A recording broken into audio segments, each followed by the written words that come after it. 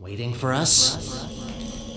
Pacing is really difficult in games, because you're pacing multiple elements at once, story and gameplay.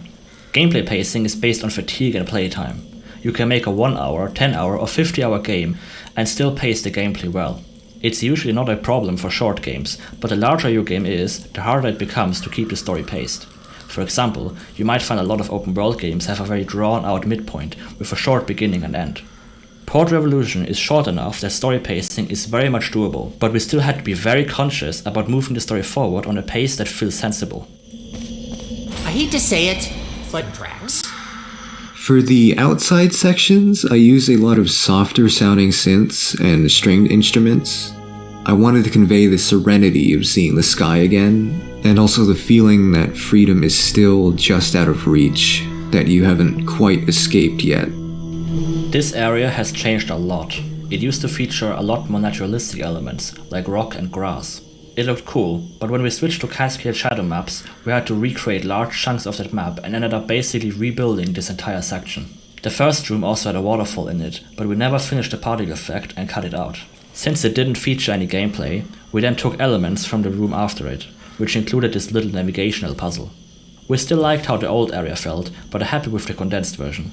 Our early level designs often lack density, which makes the game feel longer since there are more areas, but if each area is passed in under 20 seconds, the time invested into decorating those spaces doesn't make sense. So over time we condensed areas more and more, and tried to find ways to get the most out of a single space.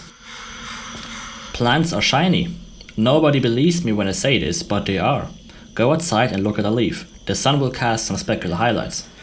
Portal 2's leaves never did this, so we added some foam to try and approximate this look. It's very subtle, but compared to before looks better for negligible performance cost. Portal 2 uses projected textures to create sunlight with real-time shadows in its overgrown areas. Community mappers do the same, but their technique isn't ideal. Projected textures are spotlights and create converging shadows, which is not how sun shadows look. Their resolution is also limited, so the further you stretch the area of influence, the worse the shadows look. They don't follow the player, and if you try to parent it to the player, their shadows will look wrong when you look through a portal.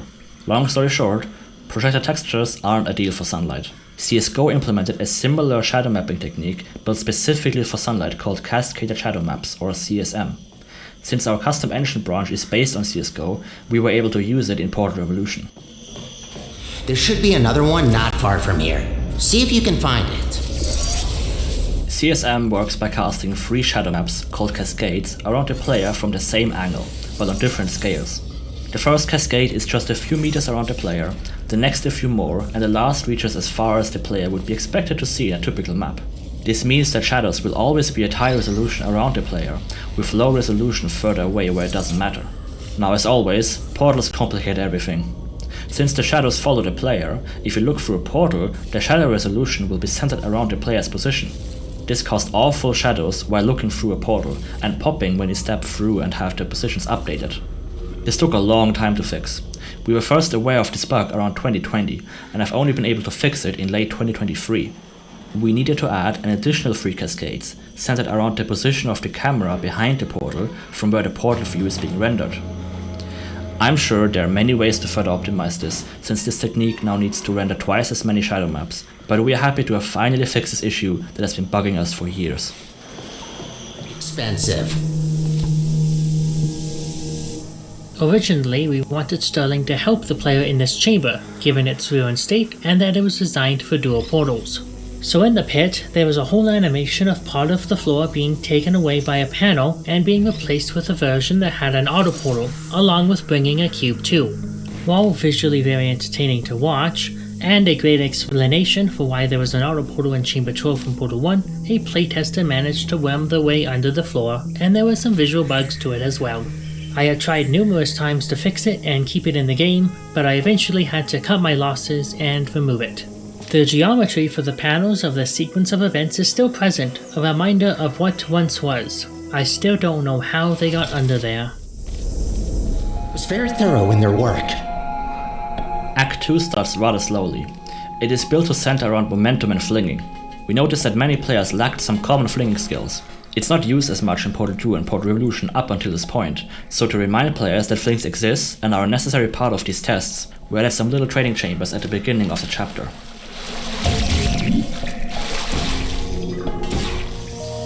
When we got CSM to work in our engine, we took a step back and rebuilt almost all of the overgrown chambers. We were not satisfied with the gameplay anyway, and the possibilities offered by this new lighting led us to reconsider this chapter and do it again.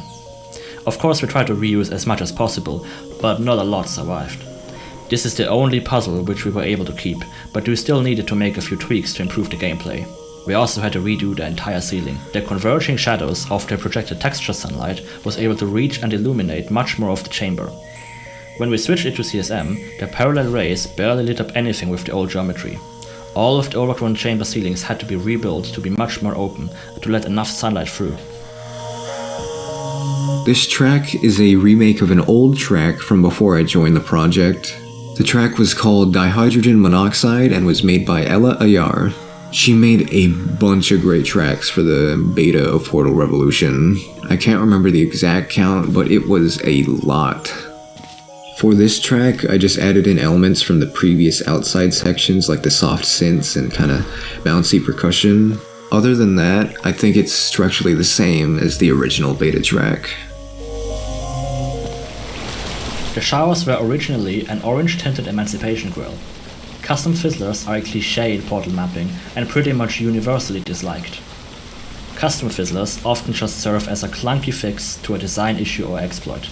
Most of the time, these could get fixed by moving around geometry or using grates and glass. We thought the paint theme was more solid than the usual "it's a fizzler, but you can shoot portals through it" custom fizzler idea, but we were still not happy. Eventually, we came up with the idea of a bunch of shower heads acting as a barrier for paint. This design is much stronger, and its function is immediately obvious to the player, which is not at all the case with the orange paint fizzler.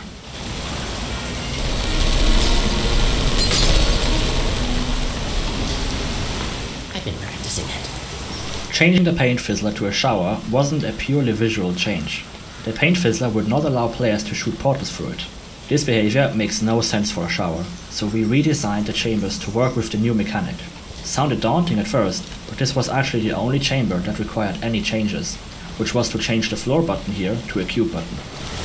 I decorated much of this chamber on a live stream on YouTube. I wanted this chamber to feel dense, lush and humid. Thick fog, lots of moss and mushrooms helped to deliver that, but what's the most important is the glass bridge above. This bridge allowed me to hang plants off it, filling the air below with vines and reinforces that greenhouse look. A key trait to the background maps for the main menu is that all of them have the view looking out of an observation window. Here you can see the same observation room overlooking the same chamber that is used for Act 2's main menu background. This almost gives a sense of the player being watched by a third party, like a creepy stalker, monitoring and following the player throughout their journey. Washing your hair. Thanks. Portal 2 uses a purely white skybox in its overgrown maps, which in general are much more enclosed and don't feel like you're right at the surface. For Portal Revolution, we wanted to make full use of the CSM lighting and place it right at the surface. Nowhere is this more prevalent than here. To make this work, we needed a proper skybox with actual clouds. We tried to render our own, but then ended up using a free HDRI from Polyhaven called Clarence Midday, which includes full HDR color. The HDR color makes all the difference. Look through the vacuum tubes with their tinted glass above you and notice how it accurately reduces the exposure like sunglasses would in real life. This track is another remake of a beta track by Ella Ayar. This track is called Sunlight and is probably my personal favorite of the beta tracks. It just perfectly gives off the feeling of basking in the sunlight after being cooped up in an underground facility for who knows how long. The main additions to this track that weren't present in the beta version are these very subtle robotic vocals that cut in every now and again. I added these vocals to add a ghostly feeling to the track, like the echoes of a time long past.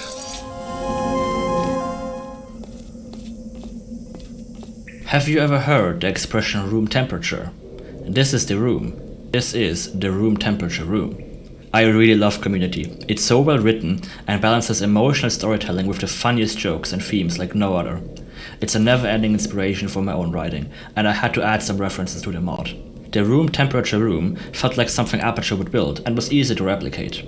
A lot of people find this room and have no idea what it is, which is a bit disappointing for me, but also hilarious how freaked out players are by this. To be fair, I did make it somewhat unnecessarily unsettling.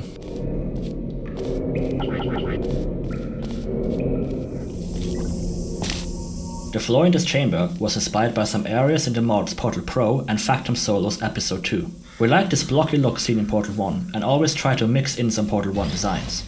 This acid pool was once filled, but has been drained, finally revealing what's underneath. Designing the water was a tough balance. Originally, this water was much murkier and browner, which players interpreted as being toxic. Making it too clear didn't deliver the look we wanted, and made it barely visible. Finding that perfect medium took some tweaking. While we want this floor to feel chaotic, we didn't want that experience for the traversal. Constantly jumping up and down blocks isn't fun in Portal. To address that, this middle pillar is completely clear of blocks and acts as a roundabout, a hub from which each of the destinations can be reached. From there, paths become more cluttered, but with one or two comfortable and obvious paths available. Through our playtesting, we also added more and more shortcuts and refined the paths.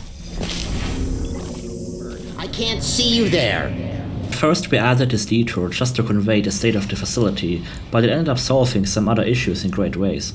We wanted to include some destroyed chambers without skylight. It's a style we love just as much as Overgrown. It feels so dark, lonely, vast and industrial. The detour let us transition to this unfamiliar and hostile art style very nicely. You didn't want to go here, you just have no other option. We also needed to transition the sun angle from noon to sunset, and these dark chambers helped to mask that. The detour also helped to make the distance you traveled from the beginning of Chapter 3 to the Spire more believable. In that vista, the Spire isn't that far away. The detour explains why we covered much more ground than would be needed if we could have a straight shot.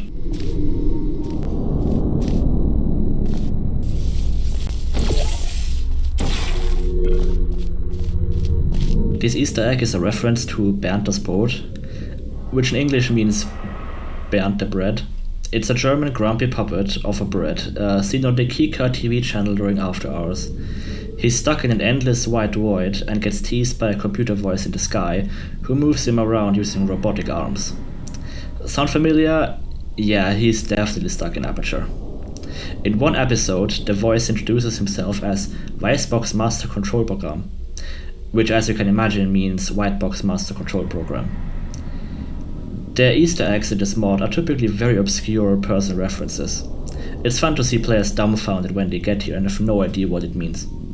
Some players seem to take offense when they don't understand the reference immediately. Well, sorry, but I want Easter eggs to actually mean something and not just be obvious regurgitated pop culture references.